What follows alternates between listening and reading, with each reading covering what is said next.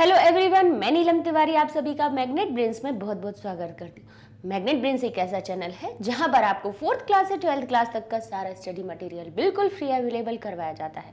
लेकिन अब 4th class नहीं कहेंगे, अब हम कहेंगे किंडरगार्टन से ही, मतलब छोटे से बच्चे, नर्सरी से भी जो छोटे बच्चे स्टार्ट करते हैं वहां से लेके 12th क्लास तक की सारी हमारी स्कूल एजुकेशन बिल्कुल फ्री अवेलेबल करवाई जाती है। तो जैसा कि अब हमारा दूसरा पार्ट पूरा हो चुका है संस्कृत में, पहला और दूसरा। कौन सा पहला था हमारा? सुभाषितानी का, जिसमें कि सूची पर्यावरण, जिसमें हमने पर्यावरण के बारे में पढ़ा। दूसरा हमारा पाठ था बुद्धिर बलवती सदा। इन दोनों पाठों को पढ़ लिया। अब हम जो आ रहे हैं वो है हमारा पाठ पंचम, यानी 5वें पाठ पर आ रहे हैं। ठीक है, अब आप कहेंगे पंचम पाठ पे मैम क्यों आ गए आप? ठीक है, तो आप समझ लीजिए ये इसलिए हम पंचमी पाठ पर चल रहे हैं क्योंकि आपका जो रिड्यूस सिलेबस है, सीबीएसई ने जो रिड्यूस किया है 10th क्लास के लिए, उसके हिसाब से आपका पहला, दूसरा और थर्ड और जो फोर्थ, तीसरा और तृतीय और चतुर्थ पाठ है वो अभी नहीं आने हैं। ठीक है, तो ऐसा मत समझिएगा कि हम तृतीय चतुर्थ पढ़ाएंगे ही नहीं। अभी हम कौन सा सिलेबस करवाएंगे? आपका जो रिड्यूस है वो वाला।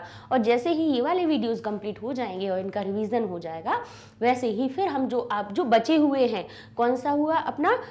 तृतीय हुआ, चतुर्थ हुआ, और उसके बाद दशम पाठ से दशम, एकादश और द्वादश, ये 5 पाठ हम आपके रिवीजन के बाद में करवाएंगे। ठीक है, जो फिर बाद में जो 9th क्लास वाले बच्चे जो 10th में आ रहे हैं उनके लिए फिर प्लेलिस्ट में ऐड करवा देंगे। ठीक है, तो आज हम चलते हैं अपने पंचम पाठ पर, जिसका नाम है जननी तुल्य वत्सला। देखिए, इसका पहले हम अर्थ समझ लेते हैं। इस पाठ में क्या कहा गया है, ये है किसके लिए? बोले, कह रहे हैं जननी। जननी किसको कहती है? जन्म देने वाली, यानी माँ। जननी, जननी शब्द किससे बना? जन्म देने वाली। तो बोले कौन होती है? माँ होती हैं। तो जननी तुल्य, तुल्य का अर्थ होता है कि तुलना या उनके समान, माँ के समान। कह रहे वत्सला, माँ के समान प्रेम, कि माँ के समान प्रेम रखना चाहिए। अब किन पर रखना चाहिए, कहाँ? ये इस कथा में, ये जो हमारी कथा आई है उसमें ये बताया गया है कि हमें जननी के समान प्रेम रखना चाहिए। इसमें मानवता के बारे में बताया गया है कि भाई हम सब क्या रहते हैं, एक समाज में रहते हैं, एक साथ में इकट्ठा रहते हैं, तो हमें हर किसी से, अपने से छोटों के लिए, अपने आसपास रहने वाले लोगों के लिए प्रेम कैसा होना चाहिए? बोले प्रेम कैसा होना चाहिए? बोले जननी जैसा होना चाहिए, माँ जैसा प्रेम होना चाहिए। अच्छा, माँ जैसा प्रेम ही क्यों कहा गया?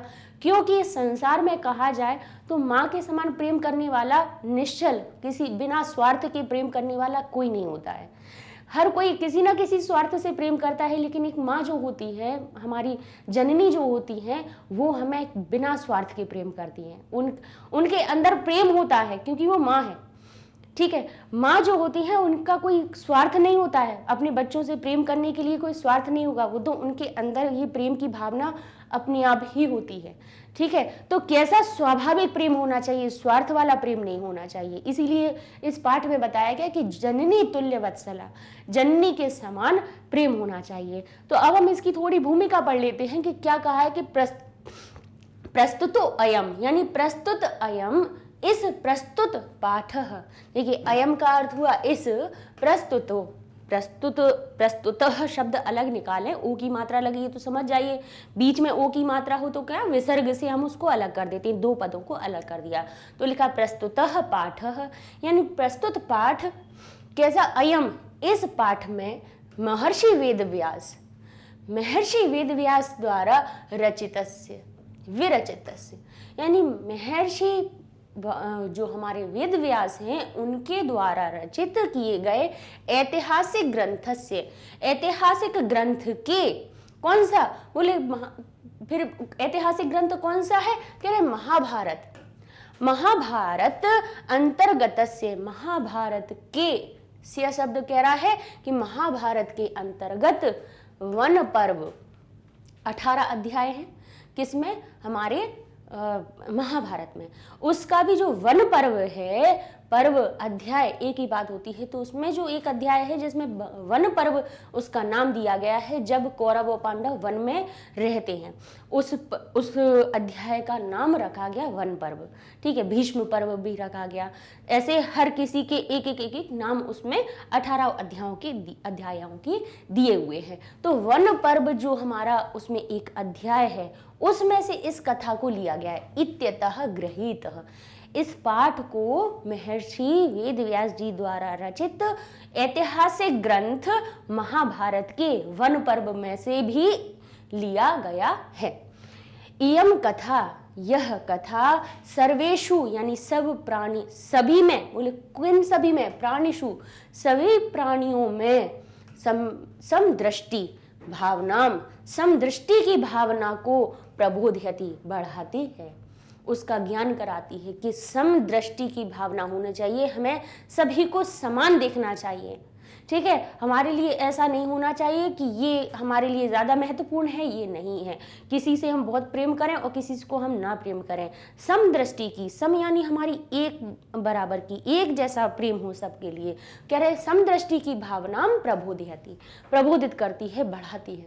अस्याह, इसमें अभिईप्सित यानी इसमें बताया गया जो ईप्सित यानी प्रिय, इसमें बताया गया जो प्रिय अर्थ है, अर्थो अस्ति, प्रिय अर्थ इसका क्या है, हम कहते हैं ना अभीष्ट अर्थ यानी प्रिय अर्थ, या इसका कहें सारांश, क्या कहता है, अर्थ अस्ति, अर्थ है कि यद, कि समाजे यानी समाज में विद्यमान, समाज में उपस्थित विद्यमान जो दुर्बलान प्राणिनः है, दुर्बल प्राणी है, प्रत्य अपि, उनके प्रति भी मातु वात्सल्यम प्रकर्षणेव भवति, हमें कैसा, बोले उनके प्रति माता के समान प्रेम होना चाहिए। इसका हमें ये जो कथा है वो ज्ञान कराती है। ठीक है, तो यही इसमें इनका अर्थ भी लिखा है कि उपरोक्त पाठ में मानवीय मूल्यों की पराकाष्ठा दिखाई गई है कि मानवीय मूल्य कैसे होने चाहिए, ये तो इसका अर्थ है।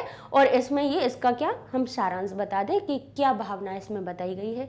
यद्यपि माता के हृदय में अपनी सभी संततियों के प्रति, सभी संतानों के प्रति समान प्रेम होता है, लेकिन एक बात और बताई गई कि जो दुर्बल होते हैं, जो कमजोर होते हैं, जो कमजोर बच्चा होगा तो उस पर माता थोड़ा और प्रेम दिखाती है, स्नेह दिखाती है। क्यों दिखाती है, क्यों ज्यादा होता है, ऐसा नहीं होता कि अगर उस पे ज्यादा है तो बाकी लोगों के लिए कम हो गया, बाकी लोगों के लिए भी, बाकी बच्चों के लिए भी समान होता है। लेकिन एक जो दुर्बल बच्चा होता है उसके लिए, उसको, उसके मन में ये भावना होती है कि भाई ये सब सक्षम है पर ये सक्षम नहीं है, तो उसके लिए थोड़ा विशेष और प्रेम हो जाता है।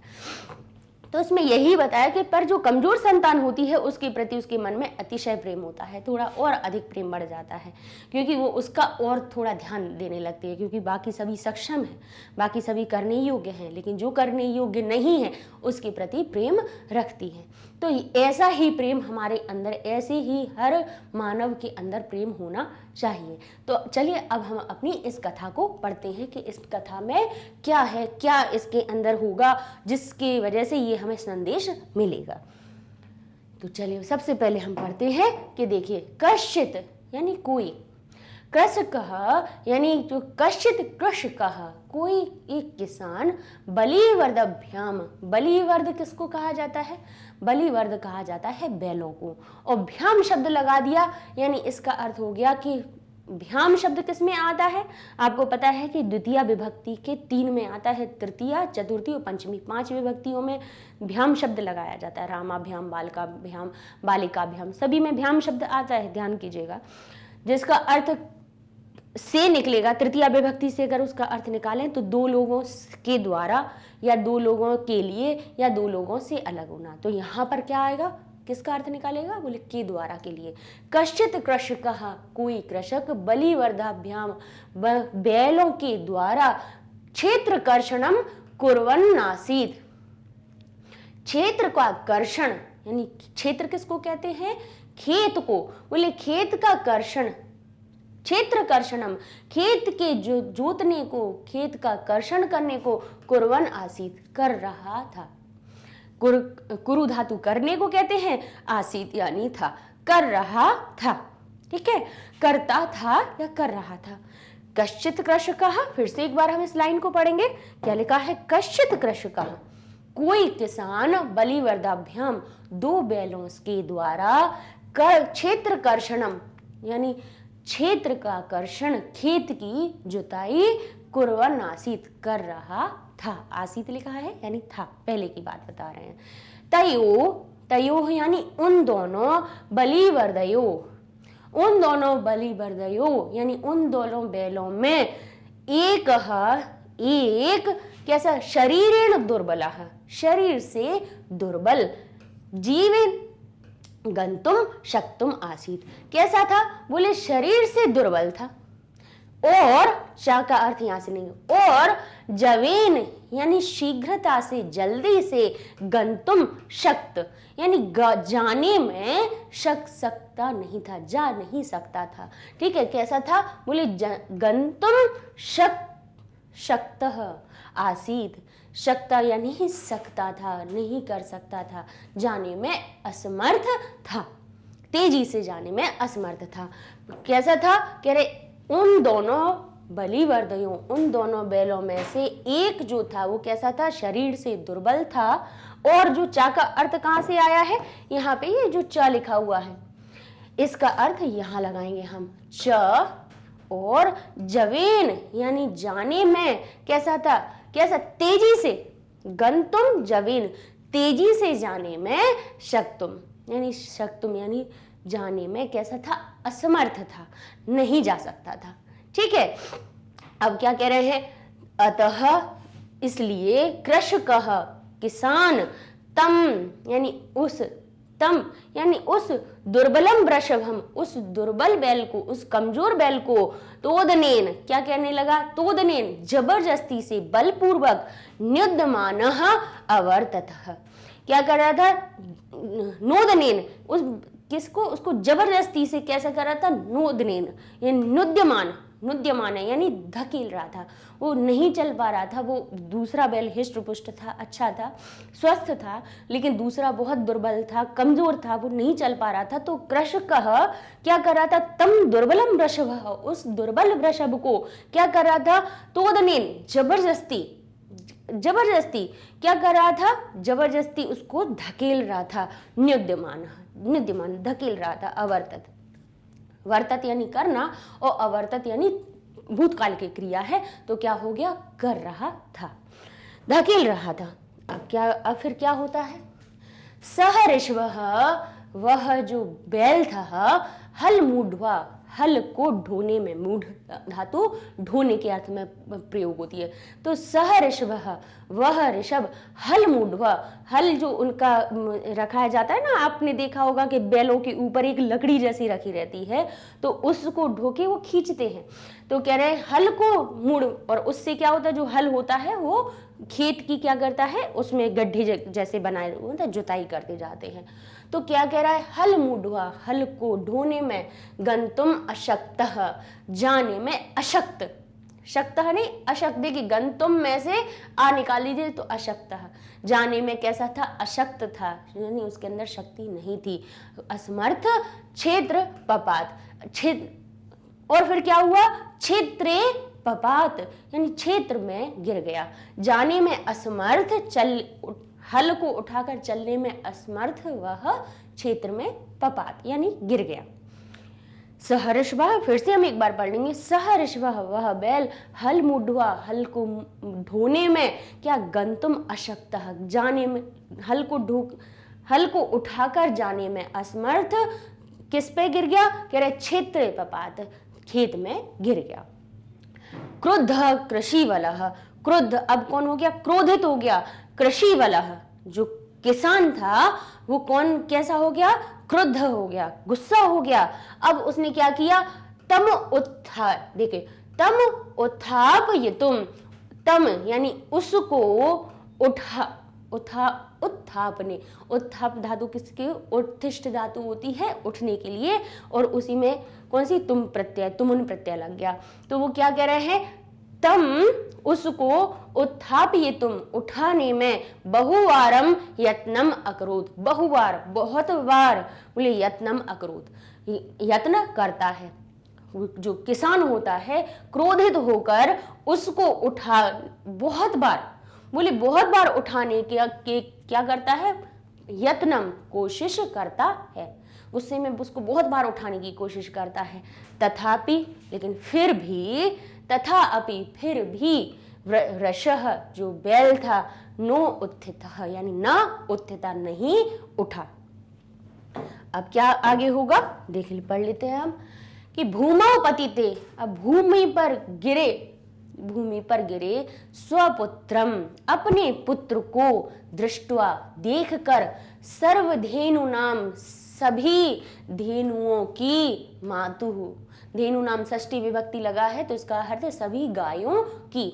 जैसे नाम शब्द लग जाता है, रामाणाम, बालिका नाम, नाम शब्द लगा होता है, तो नाम शब्द क्या करता है, बहुवचन का काकी के का अर्थ लाते हैं षष्ठी विभक्ति के अनुसार। तो कह रहे हैं सर्वधेनु नाम, सारी गायों की, मातुः, सारी गायों की जो माता है, सुरभि, सुसक्षेह, नेत्राभ्याम, सुसक्षेह, क्या, नेत्राभ्याम, अश्रुणी, आविरामासन, नेत्राभ्याम, अश्रुणी, अविरासन, जो माता है, सभी गायों की जो माता है उनका नाम क्या है, सुरभि।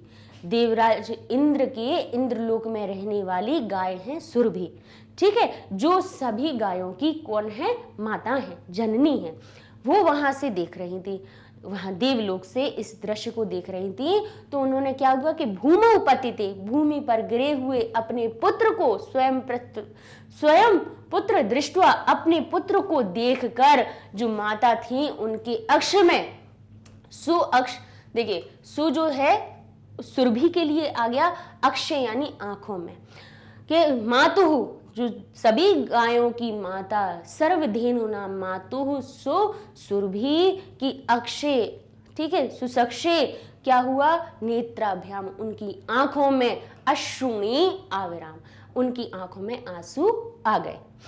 अब सुरभे यानी सुरभि की, सुरभिम, सुरभे रिम अवस्थाम, यानी सुरभि की, देखिए अगर हम अलग करें तो क्या हो जाएगा, सुरभि ही शब्द अलग हो जाएगा, मावस्थाम अलग हो जाएगा। सुरभि की इस अवस्था, दृष्टवा, देखकर, सुराधिपः, सुर के अधिप, यानी सुर के देवता, देवताओं के राजा, अधिप किसको कहा जाता है, राजा को कहा जाता है। देखकर जो देवताओं के, सुर अधिपः, यानी जो देवताओं के जो राजा हैं, ताम पृच्छत, यानी उनको पूछते हैं, उनसे पूछते हैं। सुरभि की यह अवस्था, सुरभि की यह अवस्था देखकर, दृष्टवा, देखकर, त्वा प्रत्यय, एक त्वा प्रत्यय कर का अर्थ बताता है, कर या करके, ऐसी अवस्था देख करके, सुराधिपः, सुर के अधिप, यानी सुर के देवता, सुर किसको कहा जाता है, देवता को, देवताओं के राजा, ताम पृच्छत, उनको पूछते हैं, क्या पूछते हैं, अये शुभे, अरे शुभे, शुभ लक्षणों वाली, कल्याणकारी हो तुम, किमेव, किम एव, क्यों ही, बोले रोदिशी, क्यों रो रही हो, क्यों इस तरह से रो रही हो, बोले किम एवं, इस तरह से, बोले क्यों रो रही हो, रोदिशी, तुम क्यों रो रही हो, उच्चतम, कहो, बोलो, इति, अरे बोलो तो, सच, अब और वह, अब क्या होगा आगे, उस चीज को हम देखते हैं कि क्या होगा, हम अपने नेक्स्ट पैराग्राफ में पढ़ते हैं। ठीक है, अब उसके पहले जब हम आगे वाले पैराग्राफ पर बढ़े, उसके पहले हम क्या करेंगे, इतना जो हमने अभी पैराग्राफ पढ़ा उसकी हम संधि को देख लेते हैं कि उसमें संधि समास कौन से पद आए हुए हैं। तो इसमें आने वाले जो संधि पद हैं वो है कश्चित, जो कह और चित से बना होता है। पूछे कौन सी संधि है तो आप कहेंगे विसर्ग संधि है, क्योंकि ये जो विसर्ग है सत्व संधि से शा में परिवर्तित हो जाता है। ठीक है, अब कुर्वन् आसीत, तो कुर्वन् न आसीत, इसमें कुर्वन् नासीत यानी कुर्वन् न आसीत, 3 शब्दों से बना है। कुर्वन् अलग निकाल दिया, न अलग निकाल दिया और आसीत अलग निकाल दिया। ठीक है, अब कहते हैं गंतुम अशक्त आसीत, तो गंतुम यानी जाने में, अशक्तः और च अलग बना है, आसीत अलग निकाल दिया, इसके हमने संधि विच्छेद कर दिया। ठीक है, फिर कह रहे हैं तम उत्थापयितुम, तुम प्रत्यय यहाँ पे लगा है तो तम अलग निकाल दिया और उत्थापयितुम अलग निकाल दिया। इसमें से हम करते क्या है कि जैसे देखिए कुछ शब्द अव्यय और क्रियाओं से मिलाकर बना देते हैं, कुछ में अव्यय लगा देते हैं और हमारे संज्ञा सर्वनाम पद लगा देते हैं। तो हमें उनमें से क्या करना है कि जैसे तम शब्द हमें पता है कि उसको, तम शब्द से उसको का अर्थ निकलता है, और उत्तिष्ठ धातु से उत्थापयितुम हम उत्थ धातु से, जहां से उत्थ शुरू हो रहा है वहां से हम उसको अलग कर देंगे। ठीक है, तो क्या कहा, तम उत्थापयितुम, उसको उठाने में, तो तम अलग निकाल दिया, उत्थापयितुम हमने अलग कर दिया। अब कहा ऐसे सुर अधिपः, तो क्या हो गया यहाँ पे सुर अधिपः, सुर के सुराधिपः, तो हमारी दीर्घ संधि हो गई स्वर की, रा का आ और आ मिल गया, आ बड़ा आ बन गया, तो क्या बन गया सुराधिपः। ठीक है, अब ऐसे ही सुरभे इमाम अवस्थाम, सुरभि की इस अवस्था, सुरभे शब्द अलग निकाल दिया। ठीक है, जो री शब्द था, र कहां से आया था, विसर्ग से, तो विसर्ग इसके अलग निकाल दिए। छोटी ई की मात्रा से इमाम, इस शब्द को इमाम यानी इस अवस्था को सुरभे, सुरभि की, ये कौन सी मात्रा, बोले काकी के का अर्थ निकला सुरभे, सुरभि की, इमाम इस, बोले अवस्था, अलग अलग कर दिया। ठीक है, अब आता है यत्न करोत, यत्नम करोत, तो यत्नम अलग निकाला, अकरोत अलग निकाल दिया। ठीक है, करोत अलग से पूरा अलग शब्द नहीं निकलेगा, क्योंकि अगर देखे त हलंत है तो हमें ये देखना है कि ती तह और अंति निकलता है किसमें, हमारे वर्तमान काल में।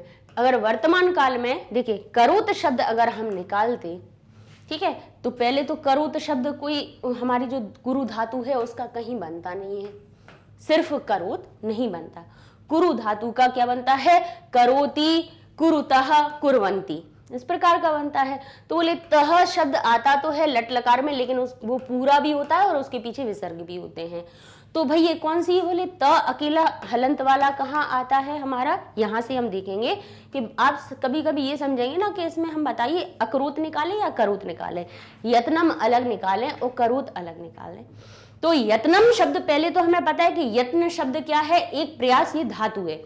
तो धातु जब निकलती है तो हलंत के साथ निकलती है, किस रूप की तरह निकलती है, जैसे फलम का रूप बनता है, पुस्तकम का रूप बनता है, उसकी प्रकार से अलग निकल जाती है। तो यत्नम हमने अलग निकाल दिया। और अब हमें पता है कि ये जो ता शब्द है वो कहाँ आता है, लंग लकार में आता है, त ताम न अहतम त, तो त शब्द जो आता है वो एक वचन का आता है, प्रथम, आप देखिएगा प्रथम पुरुष एक वचन में, त अंत में आता है। और ये भी पता है हमें कि जो लंग लकार की भूतकाल की धातुएं होती हैं उनके सामने अ लगा रहता है, इसीलिए हमने करोत शब्द ना निकाल के क्या निकाला, अकरोत। और यत्नम कैसा निकाला हमने, फलम की तरह, यत्नम अकरोत। ठीक है, ऐसे ही तथापि, तो तथा धन अपि। ठीक है, अब तथा और अकेला अलग पी निकालते तो पी का कोई अर्थ होता है नहीं, हमारे अपि शब्द उसमें देखिए हमने आपको बताया है कि पी जहां पर आपको दिख रहा हो वहां से आपका अपि शब्द निकलेगा। ए बड़े ए की मात्रा और वा पीछे कहीं पे भी लगा हो तो समझ जाइएगा कि इसमें से अंत में विच्छेद में एव निकलना है, बाकी का अक्षर रह जाए उसको आगे निकाल दीजिए। ठीक है, अब ऐसे ही देखिए शक्तः, समर्थ और अशक्तः। अब हम अगर इसमें से कहते कि गंतुम अलग लिख दें, शक्तः अलग लिख दें, शक्तः बोले कैसे बना, क्योंकि ये जो शाह है ये आधा शाह है, ये इसके विसर्ग के कारण ही ये शाह बना हुआ है, विसर्ग संधि में सत्व की तरफ है। तो गंतुम हमने क्या कहा, कोई धातु आप निकाल रहे हैं, तुमुन प्रत्यागा लगा हुआ है, नहीं लगा है, कोई धातु निकालना है तो किस तरह से निकालेंगे आप, फलम की तरह उसको निकालेंगे। तो गंतुम मां हलंत से ही निकलेगा। जैसे ही मां हलंत से निकला तो उसमें जो जुड़ा हुआ स्वर है वो पीछे वाले अक्षर में जुड़ जाएगा। तो मां में को कौन सा स्वर जुड़ा हुआ है, छोटा अ जुड़ा हुआ है, तो छोटा अ आगे निकल आया और शक्त में जुड़ गया। फिर उसका जो श है वो विसर्ग में परिवर्तित हो गया। क्योंकि संधि में विसर्ग का र बन जाता है, श बन जाता है, ओ की मात्रा बन जाती है, लेकिन जब अलग विच्छेद उन्हें अलग करते हैं तो वो अपने मूल रूप में आ जाते हैं। तो क्या हो जाएगा, अशक्तः हो गया।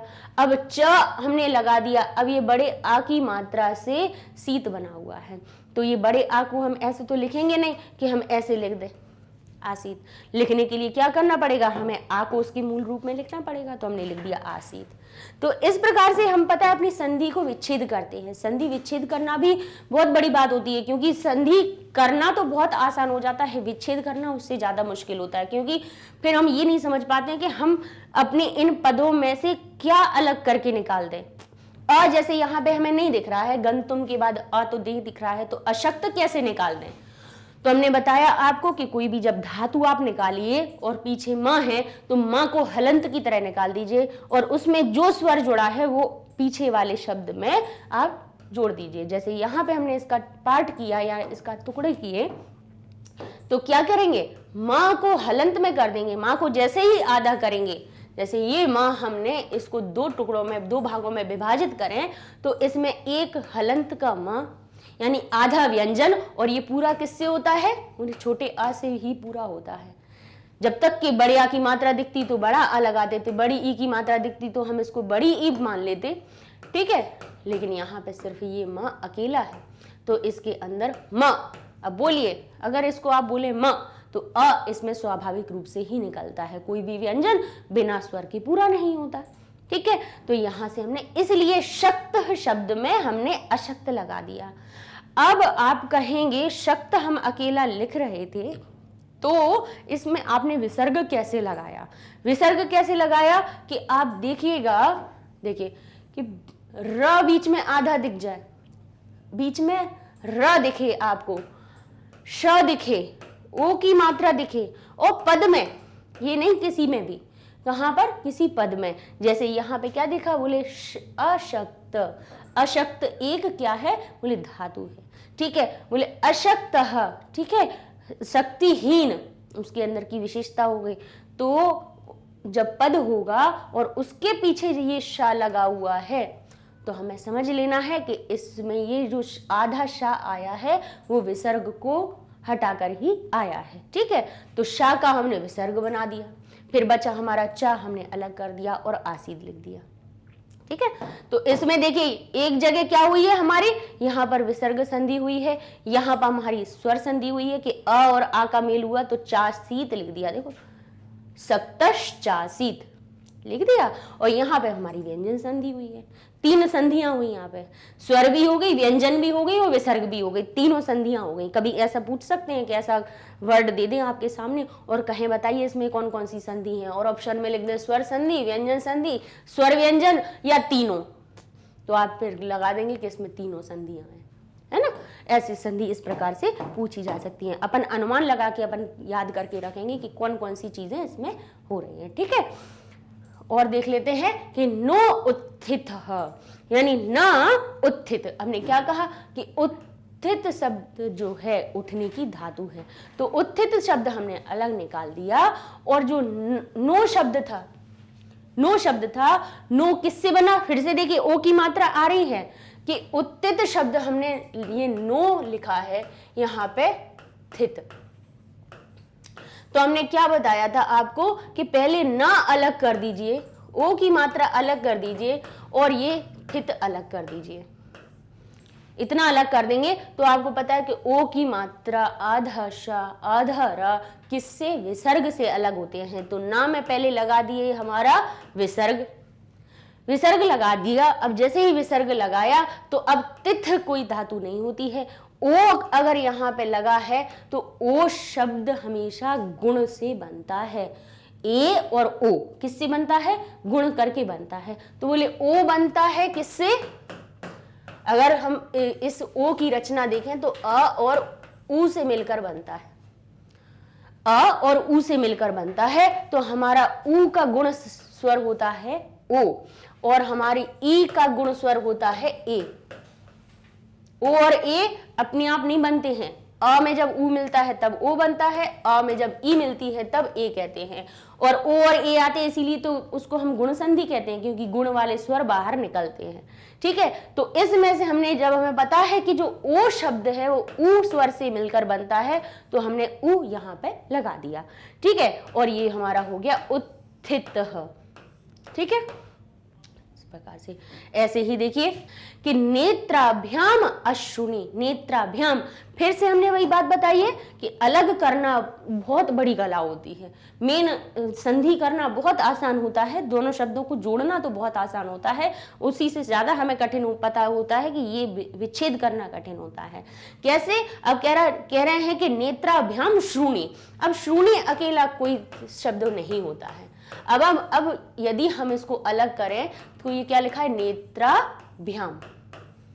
ठीक है, तो हमने आपको क्या बताया था कि जैसे ही कोई भी शब्द आप बाहर निकालेंगे, एक पद से दूसरा पद आप बाहर निकाल रहे हैं, तो अगर बीच में देखिए कि नेत्राभ्याम हमारा विभक्ति चिन्ह बनता है, और नेत्राभ्याम किसकी तरह निकलता है? जो माँ होता है वो हलंत के साथ में निकलता है। पढ़िएगा जरा रामाभ्याम, तो उसमें माँ कैसे निकलता है? हलंत की तरह।